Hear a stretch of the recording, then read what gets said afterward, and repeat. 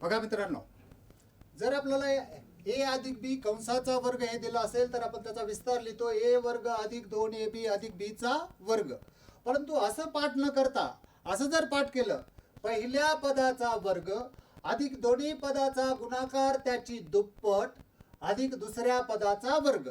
पहिल्या पदाचा वर्ग ए वर्ग, दोन्ही पदाचा गुणाकार त्याची दुप्पट, दोन्ही पदाचा गुणाकार ए बी त्याची दुप्पट काय झाली 2ab अधिक दुसऱ्या पदाचा वर्ग बी वर्ग. असं जर पाठ केलं तर आपल्याला कोणत्याही संख्येचा वर्ग करताना त्याचा उपयोग होतो. पहिल्या पदाचा वर्ग 2 चा वर्ग 4, दोन्ही पदाचा गुणाकार बे दोन्ही 4 त्याची दुप्पट 8 आणि दुसऱ्या पदाचा वर्ग बे दोन्ही 4. इकडे बघू आता 3 अंकी संख्या.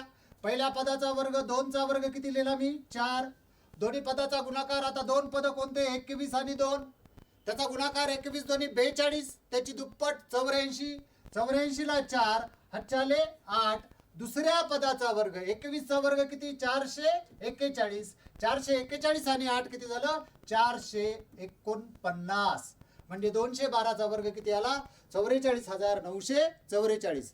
विस्तार ए वर्ग अधिक 2ab अधिक b चा वर्ग असा पाठ केला तरी चालतो.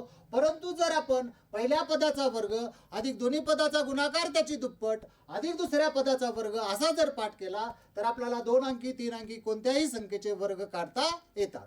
धन्यवाद.